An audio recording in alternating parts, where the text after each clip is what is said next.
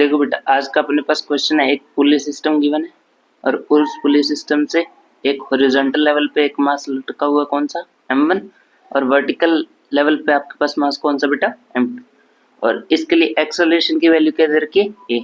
Then find the acceleration of m1 and m2। आपको इस m1 और m2 का क्या फाइंड आउट करना बेटा, एक्सेलरेशन। देखो बेटा, इस m1 मास का नीचे की ओर कौन सा फोर्स लगेगा बेटा, m1 जी। कौन सा फोर्स, वेट फोर्स। कौन सा फोर्स लगेगा, वेट फोर्स।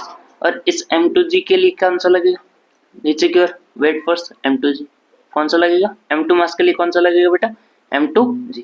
और इस स्ट्रिंग में टेंशन कितना आएगा, t। कितना आएगा बेटा, t। वैसे यहाँ भी आपके पास टेंशन की वैल्यू कितनी आएगी, t। कितनी आएगी, t। तो देखो, by the FBD of m1 mass, by the FBD of m1 mass।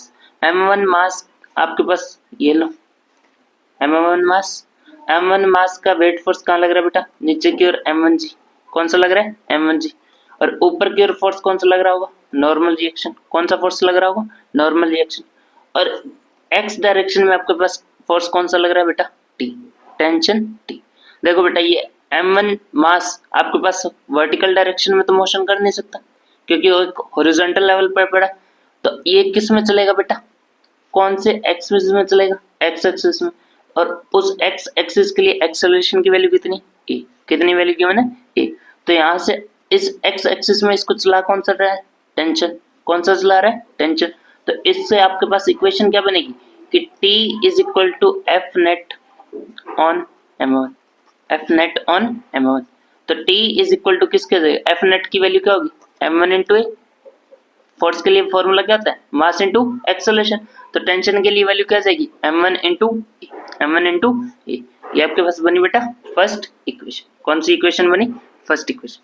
तो वैसे by the FBD of m2, m2 का FBD बनाओगे तो ये आपके पास m2 मास, इसके ऊपर नीचे की ओर कौन सा फोर्स लग रहा है, m2g, वेट फोर्स। और ऊपर की ओर कौन सा फोर्स लग रहा है, टेंशन t। और जा कहाँ रहा है बेटा, ये नीचे। कहाँ जा रहा है, नीचे। तो एफ नेट की वैल्यू किसके बराबर होगी, एफ नेट की वैल्यू किसके बराबर होगी, m2g minus T, m2g minus T. बड़ा फोर्स कौन सा होगा, m2g वाला। तो एफ नेट के लिए वैल्यू क्या हो जाएगी, m2 into a, means mass into acceleration.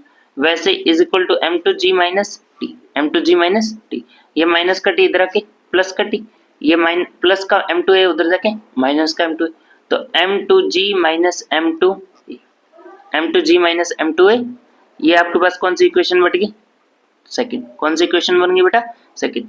तो by the equation first and second, first और सेकंड को कंपैरिजन करोगे तो m1a किसके बराबर आ जाएगा, m2g minus m2a, m2g minus m2a। यहाँ से m2a वाली टर्म एक साइड कर लो, माइनस का m2a इधर आके प्लस का m2a, means m1a plus m2a is equal to m2g। तो यहाँ से a कॉमन आ जाएगा तो a के लिए ब्रैकेट में क्या बचेगा, m1 plus m2 is equal to m2g is equal to m2g। तो यहाँ से a की वैल्यू क्या बनेगी, a is equal to m2g divide by m1 plus m2g divide by m1 plus m2। ये आपके पास किसकी वैल्यू आ गई बेटा, एक्सेलरेशन। किसकी वैल्यू आ गई, एक्सेलरेशन। ठीक है बेटा, ये था अपना आज का क्वेश्चन। Thank you.